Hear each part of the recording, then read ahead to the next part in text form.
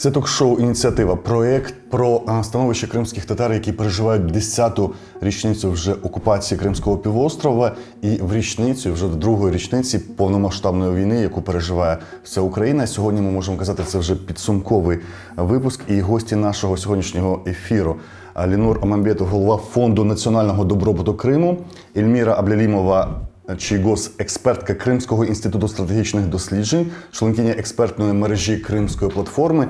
І ми ще чекаємо в ефірі Феріде Мусіїнову, референтку амбасади України в Туреччині по культурним та освітнім справам. Добрий день, колеги. Почнемо трошки в цьому підсумковому, бо будемо говорити про всі речі, які говорили протягом попередніх 6 програм. Трошки про минуле. Що об'єднувало в минулому кримських татар, на ваш погляд, те, що можна зберегти і розвинути в сьогоденні? Ельміра Ханом, можемо з вас починати. По-перше, дуже така чітке розуміння нашої етнічної приналежності. Те, що намагалася Російська імперія спочатку, потім Радянський Союз вичавлити з кримських татар і українців, але оця боротьба за те, що ми є, з одного ми кримські татари, а у українців ми українці, мені здається, те, що об'єднує. Об'єднує прив'язка до рідної землі. От те, що для кримських татар є Крим якимось таким сакрумом. А для українців, для мене, ситуація з цією військовою агресією 2022 року, коли українці, українки, молоді, не дуже молоді, пішли боронити свою землю, це якраз те, що нас і об'єднує. Історичне минуле дуже об'єднує, мені здається. Вплив такий російський, радянський об'єднує. Об'єднує неоімперська така політика Російської імперії та Росії по відношенню до українців і кримських татар. Дійсно, трошки, може, різні підходи, але ідея і цель цієї, скажімо, неоімперського впливу, вона спільна. Протягом вже 9 років окупації Криму українська держава намагалася на рівні освіти наздогнати деякі речі, які навіть в період незалежності протиставлялися, коли в історії кримські татари виглядали як загарбники українських земель. Почали з'являтися такі спільні святкування Конотопської битви, Іслам Герай III і Богдан Хмельницький. Чи вдалося за 9 років на материковій Україні створити цю спільність українців чи кримських татар, чи цього часу було замало? Наскільки ваше враження або ваше відчуття з цього приводу, що ця боротьба, військова боротьба, протистояння була спільною і 300 років тому? Насамперед, в нас вже є 30 років незалежності. На жаль, ми перші ці 24 роки ми їх пропустили. І здебільшого татари були відокремлені, жили лише в Криму. І таких зв'язків між Україною і Кримом, іменно як взаємопроникновення культур, не було. Зараз, починаючи з 2014 року, в нас є така наша біль, яка нас об'єднує. І отже, і Україна стала більш детальніше, більш, як сказати, прискіпливіше звертати на нас увагу, вчити нашу історію, сумісну також. І вже багато розвіяно якихось міфів і таке інше, але, на жаль, ще треба багато працювати на те, щоб усе українське суспільство накінець впізнало нас, кримських татар, хто ми є, і перестало нас вважати за якихось там ворогів, варварів і таке інше. Якщо ми вивчаємо історію, на жаль, всі, хто вивчають історію, вони вивчають лише якісь такі пам'ятні дати, і вони постійно зв'язані чи з якоюсь війною, битвою, чи з якимось там підписанням мирної угоди. Отже, як ви теж згадали про Іслама III, там Жовті води, Конотопська битва, таке інше. Але між українцями та кримськими татарами за усю нашу сумісну історію було набагато більше років міра, де ми там співпрацювали, торгували. Да?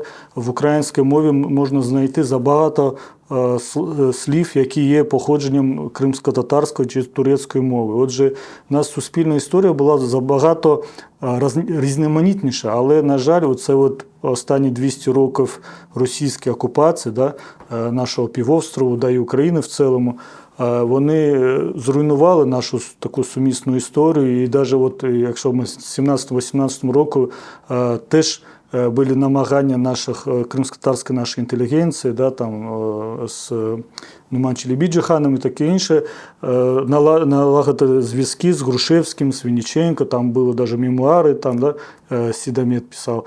Але, отже, наша така суспільна історія, на жаль, нам не дають змоги, там, як сказати, як можна найкраще впізнати один одного. І я вважаю, що от після 2014 року в нас є позитивний тренд. Отже, держава стала навіть займатися розвитком кримсько-татарського язика, прийнята нова стратегія розвитку кримсько-татарської мови.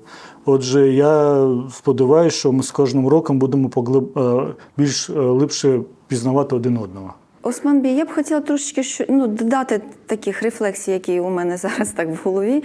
Справа в тому, мені здається, що історія кримських татар у сприйнятті українців – це вже історія України.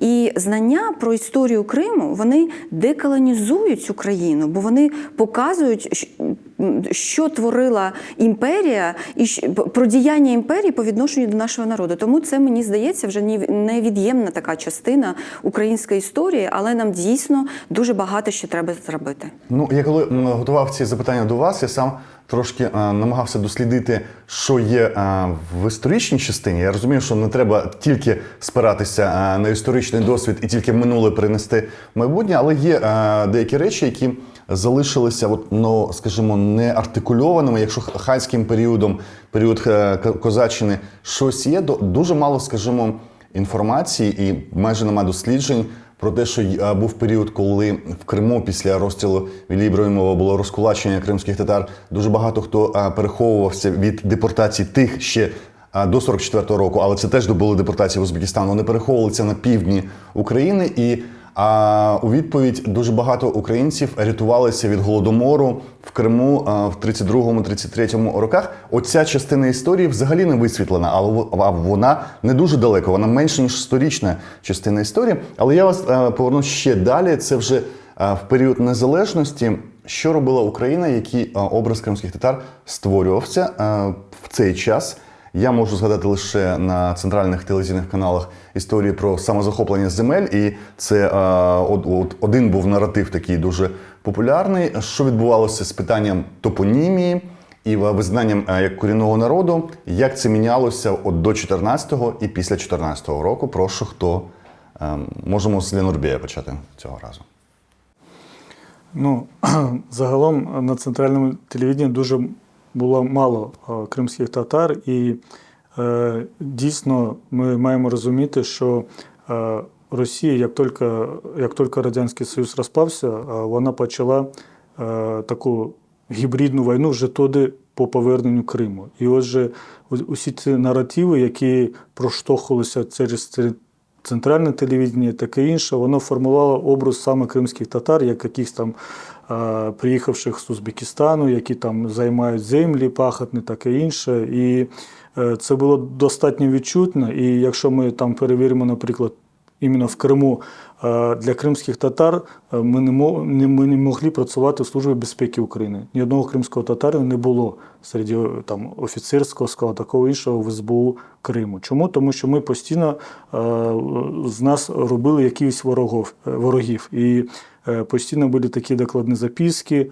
що от кримські татари сумісно з Туреччиною намагаються щось там зробити, повернути Кримський полуостров до Туреччини і таке інше. І ясно, що пересічний громадянин, коли там він не бував ніколи у Криму, і він лише там чув щось по телевізію, у нього складався такий не дуже яскравий образ. Але те, хто приїжджав до Криму, вони бачили, да, там, тому що у Криму серед там ні русських, ні українців ніяких проблем не було. І всі, хто приїжджав, всі відмічають, що кримські татари дуже працьовиті, постійно щось роблять, всі діти намагаються вчитися і таке інше. Отже, в цьому нам треба розуміти, що ми не можемо там перекладати всю провину там на українських громадян або на українську державу.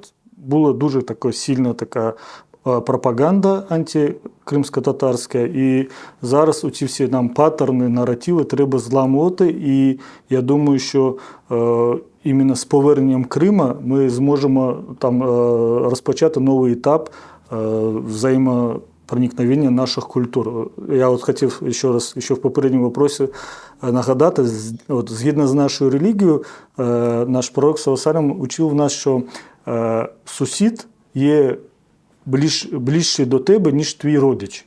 Тобто ми є сусіди, ми живемо в одній державі, ми, кримські татари, не бачимо себе, да, ми хочемо нашу кримсько-татарську національну автономію, але в рамках незалежної, суверенної України. І це ми маємо постійно проговорювати і прорабатувати з усіма. Ельміра Ханум? Ну, я б, мабуть, почала з останнього речення вашого питання.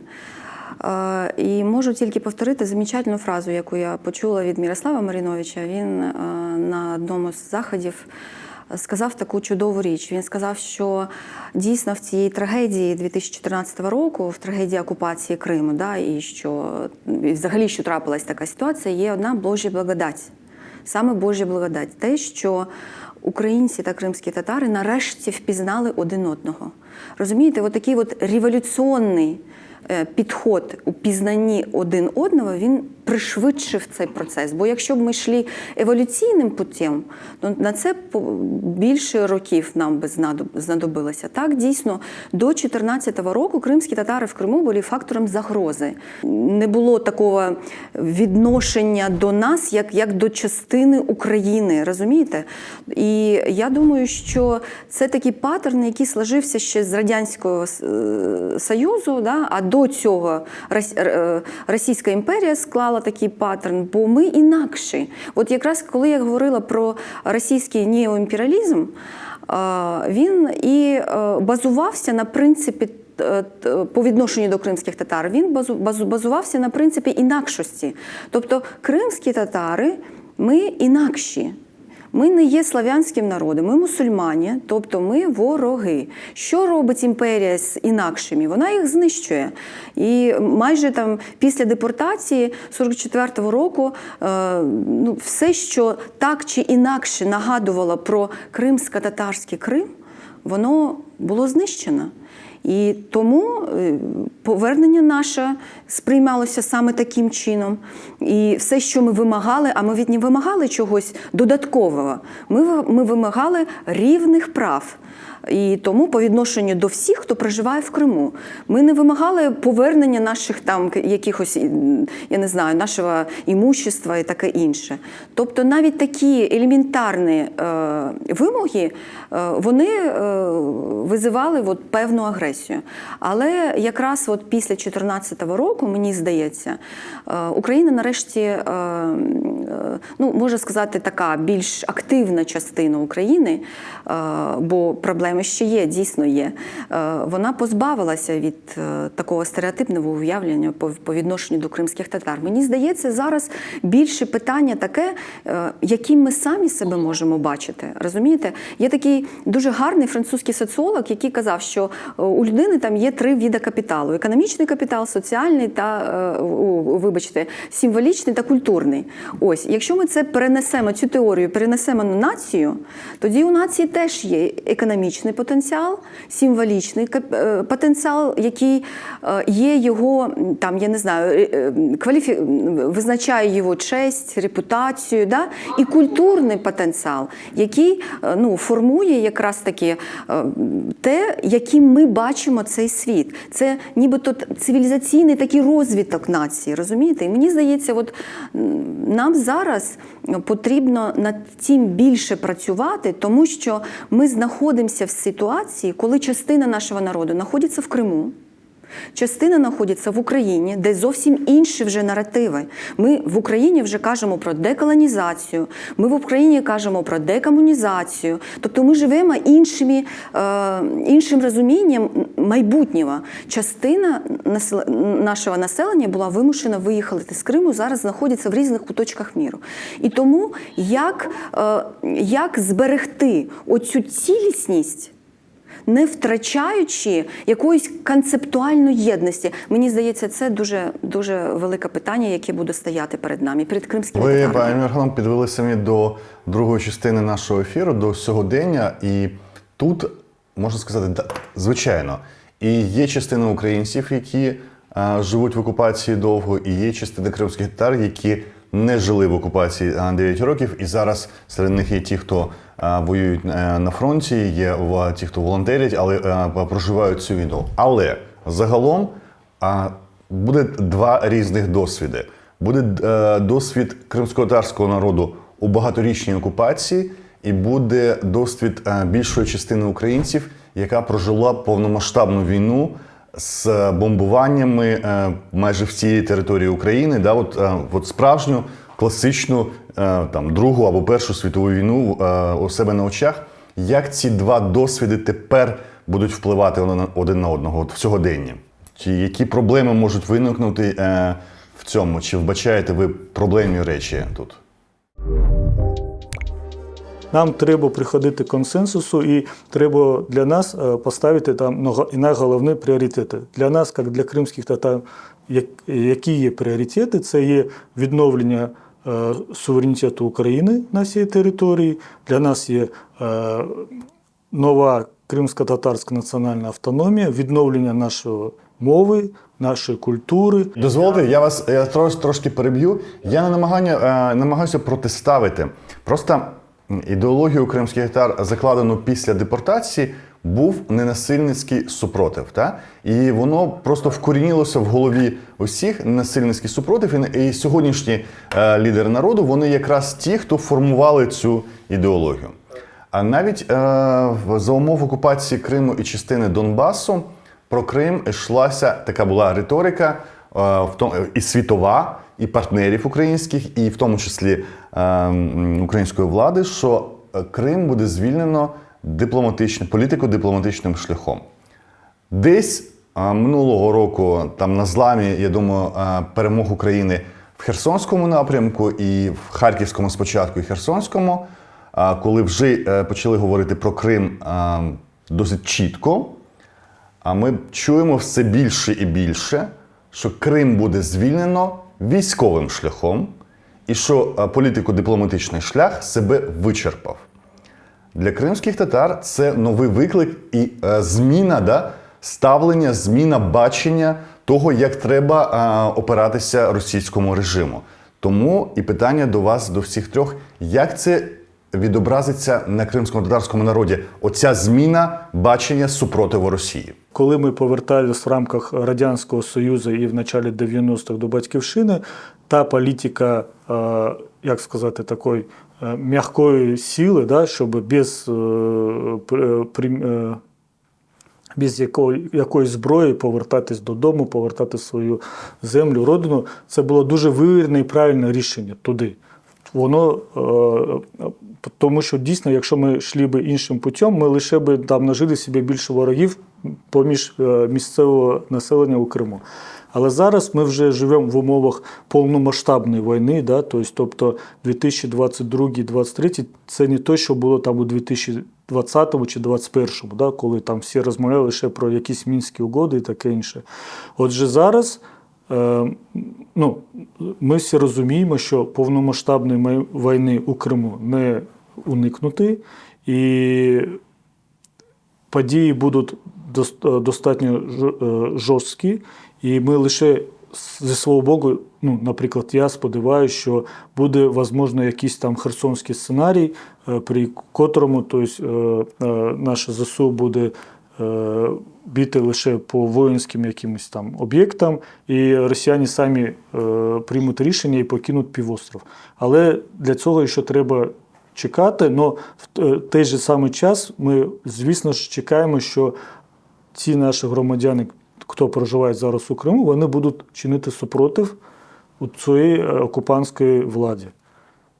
Ельміра Ханум, ви як бачите цю зміну поглядів кримськотатарських на ненасильницький супротив, на супротив відвертий і, назвемо як є, да?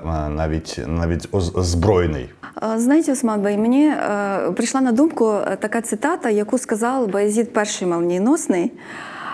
Він сказав, що я був, я не можу зараз так точно перевести українською мовою, він сказав, я був рожден, щоб держати оружие. Мені здається, от є така дуже чудова книжка Джейсона Гудвіна, наскільки я правильно говорю автора, «Величие і крах Османської імперії». І відповідно до цієї книги і до мислі Джейсона Гудвіна, він вважав, що величие Османської імперії прийшло з відчуття того, що кожен є газі, кожен є воїн. Да? І крах Османської імперії почався тоді, коли от саме ця політика воїнства як такого, вона стала підмінюватися якимось іншими буржуазним способом життя і там... Абсолютно вірно. Я хочу... К чому я це кажу? Тому що для кримських татар мені здається, що саме от це воїнство, яке у нас було, да? Бо не може бути народ, держава якого впливала політично і на Захід, і на Схід, і на Європу, і на Азію, бути, не сприймати цю позицію по-іншому, розумієте? Тому мені здається, це цілком природньо. І я би уникала певної такої стратифікації, знаєте, людей, які зараз живуть там в Україні, ті, хто зараз живуть в Криму. Бо у нас є дуже важлива річ, мені здається, те, що об'єднує нас. У нас немає такої, знаєте, як сказати, політика ідеологічних бар'єрів між тими кримськими татарами, які живуть в Криму і продовжують жити в Криму, і тими, хто по тим чи іншим причинам був вимушений виїхати з Криму. От це найголовніше. І ми всі дуже розуміємо, що наша ціль одна – жити в Криму і зробити з Криму найпрекрасніше місце на світі. І у нас це, я абсолютно впевнена, у нас це обов'язково вийде, але для того, щоб цього добитися, це неможливо робити в рамках держави, скажімо, держави-терориста, держави з тоталітарним мисленням і баченням свого майбутнього. Тому, мені здається, це цілком нормально сприймається. І головне зараз на цьому етапі просто намагатися максимально бути, для тих, хто проживає зараз в Криму, бути максимально обережними і готовими до різних сценаріїв, а для тих, хто зараз знаходиться в Україні, чекати відповідних рішень Збройних сил України і допомагати Збройним силам України. У нас до ефіру приєдналася Феріде Ханум Хусейнова, референтка Посольства України в Анкарі. І, Феріде Ханум, доброго вечора.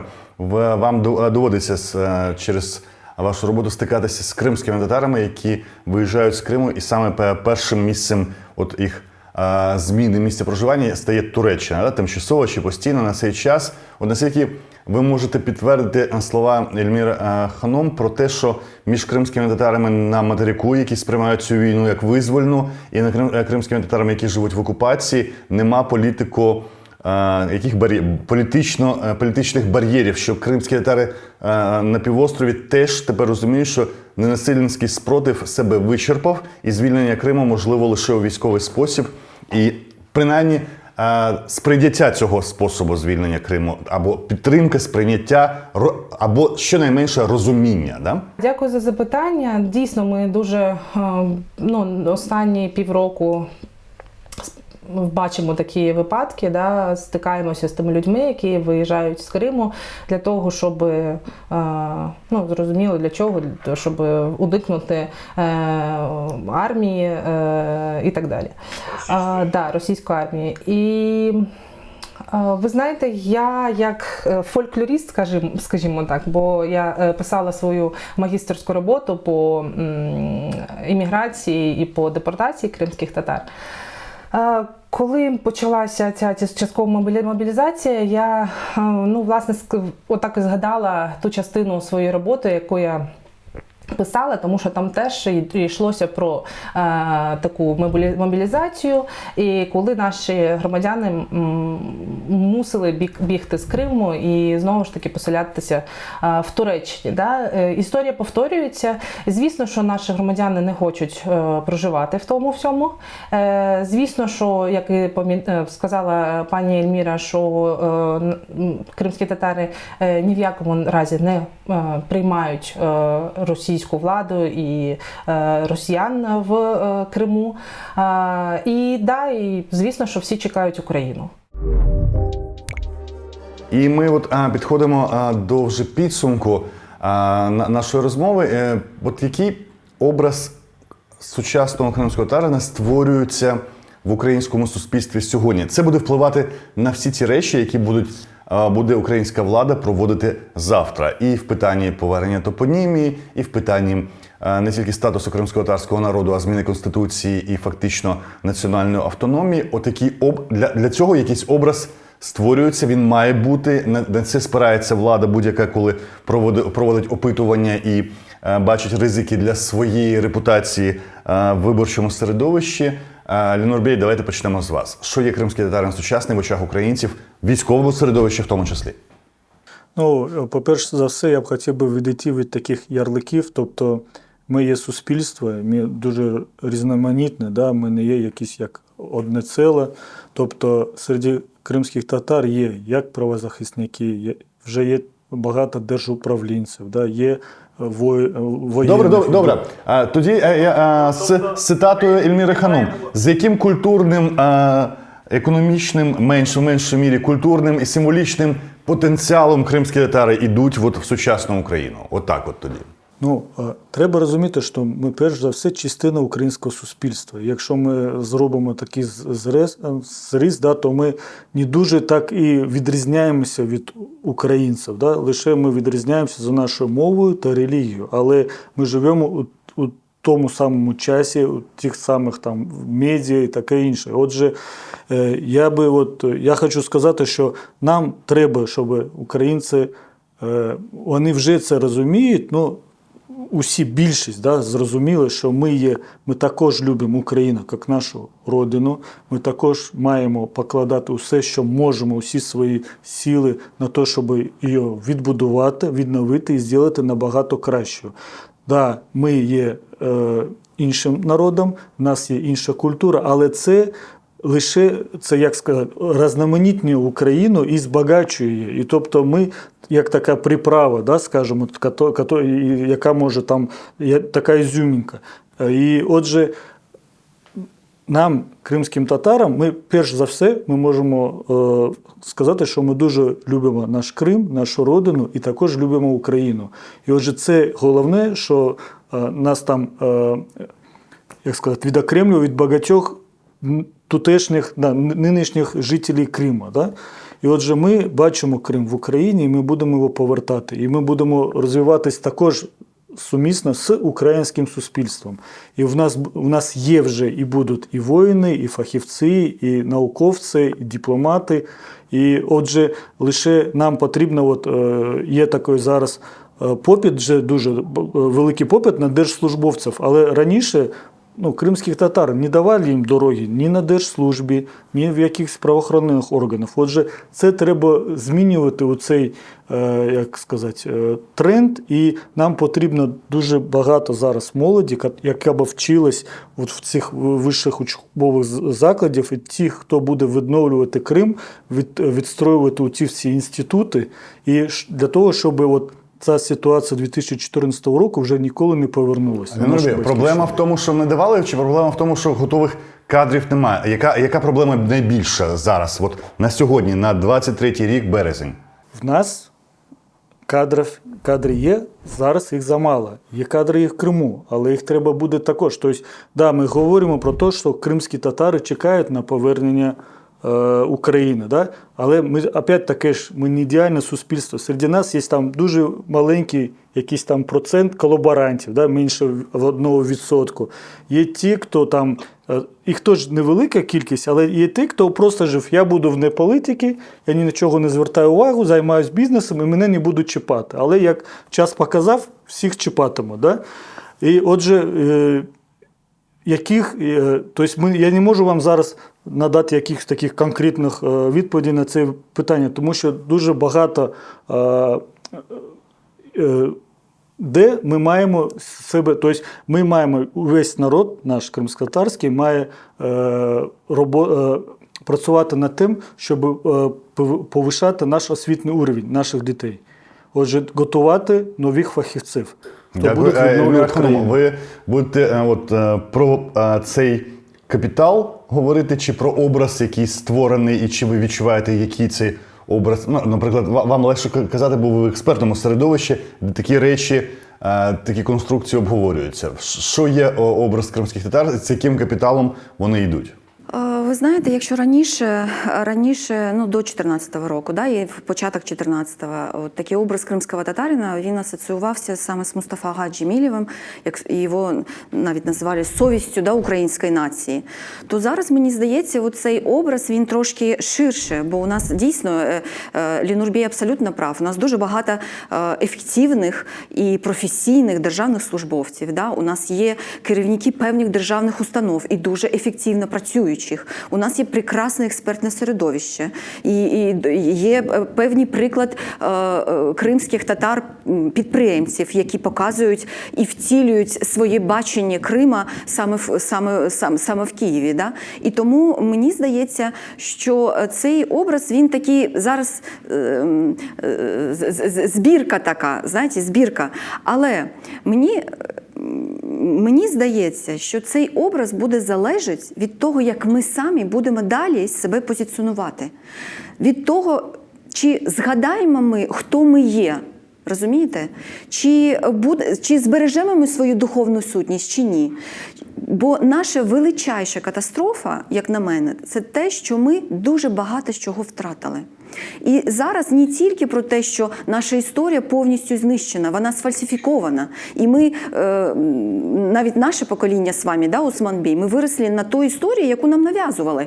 Ось, скільки у нас, наприклад, музейних цінностей і музейних предметів, які є фундаментальними для формування нашої ідентичності. На чому ми будемо вирощувати наше майбутнє покоління? Тобто, що ми їм будемо показувати? Ось в чому наша велика трагедія. Тому нам зараз, останній там наш об'єкт культурної спадщини, який є доказом нашого там формування, нашої державності на території Криму, Бахчисарайський ханський палац зараз знищується, він перетворюється в новоділ, який не буде мати ніякої цінності, ні історичної, ні наукової, ні художньої. Він буде втіленням того, як Росія бачить там якийсь там кримсько-татарський дворець і таке інше. Тому наше завдання сьогодні, мені здається, максимально акумулювати все, що ми можемо акумулювати зараз. Займатися освітою, згадати, що так, дійсно, у нас дуже багато там і в Криму, і тут, і зараз там десь в інших куточках землі. Дуже багато кримських татар вимушені займатися торговлею. Але це не просто торговля заради прибутку, а це ж заради честі, заради того, заради спілкування, заради передачі наших якихось там цінностей, нашого досвіду і таке інше. Тобто нам потрібно просто згадати, хто ми є, і побудувати наше майбутнє на тих цінностних категоріях, які є нашою невід'ємною частиною. Ось, там, просто згадати про те, що про нашу гостинність, бо Дякую. Який, на ваш погляд, Аллаха. Ханум, досвід кримських татар може бути при нагоді для українського суспільства? Що може бути цінного в цьому кримсько-татарському досвіді для України? було багато випробувань, які пройшов наш народ, да? І от те, що можливо, та молодь, яка виїхала ще після 2014 року, та молодь, яка виїхала, яка тут вивчилася, не тільки, тут я маю на увазі Туреччину, а й інші країни світу, щоб вона повернулася в Крим. І от ці навички, які вони... До речі, було багато дуже таких прикладів, коли під час корони, тобто люди залишаються тут, дивлячись на окупацію, да, що лишаються в Туреччині, продовжують тут своє життя. І тут прийшла корона, і дуже багато звідси студентів поїхало в Крим. Це дуже було показово, тому що тут все встало, і вони вирішили, що якщо тут все стоїть, а поїду я в Крим до батьків надовго. І те, що і от тим самим вони, знаєте, всюди, коли відчуваєш, звідки йде твоє коріння, і приходиш до того, воно завжди притягує. І люди, які поїхали туди на 2-3 місяці, вони залишилися там. І досі ще не приїхали сюди, в Туреччину. Та до чого я? До того, що після повернення цієї молоді в Крим, і після того, як саме завдяки цій молоді, завдяки цим навичкам, які вони отримали за кордоном, якщо ми зможемо зробити з Криму те, про що казав колись Номан Челебіджіхан, що ми встанемо, що ми будемо там жити разом, да, і зробимо із Криму дійсно Швейцарію, от тоді, я думаю, що буде це найкращим прикладом не тільки для українців, не тільки для українського суспільства, а взагалі для всього світу, тому що такий народ, який пережив стільки всього і все-таки повернувся назад, і не просто повернувся, а ще й зробив те, те, про що говорили протягом 100-150 років. Я думаю, що це буде найбільш показовим, найбільш привабливим для інших суспільств, і люди б могли б брати це до прикладу, як ми беремо, як наші країни беруть там досвід інших країн. Я б хотіла, щоб люди в світі брали як за приклад Крим і кримських татар. Дякую, Феріда Ханмусінова, референтка посольства України в Анкарі, Ільміра Аблілієва, експертка мережі Кримської платформи і Кримського інституту стратегічних досліджень, і Ілінор Мамбєтов, голова фонду національного добробуту Криму, брали участь в сьогоднішньому ток-шоу «Ініціатива». Кримські татари і українці разом переживають досвід і великої окупації, багаторічної, десятирічної окупації Криму і східних територій, і разом вже переживають повномасштабну війну. Є розуміння, що Крим повертатиметься вже не політико-дипломатичним шляхом, про який йшлося протягом майже 8 років, а що військовим шляхом відбудеться звільнення Криму. І, як і говорили сьогодні і наші гості, у кримських татар є сприйняття і розуміння цього шляху. А в Криму ток-шоу «Ініціатива», вона якраз на те, про те, як себе сьогодні відчувають кримські татари і як вони відчуватимуть себе в українському суспільстві в найближчому майбутньому.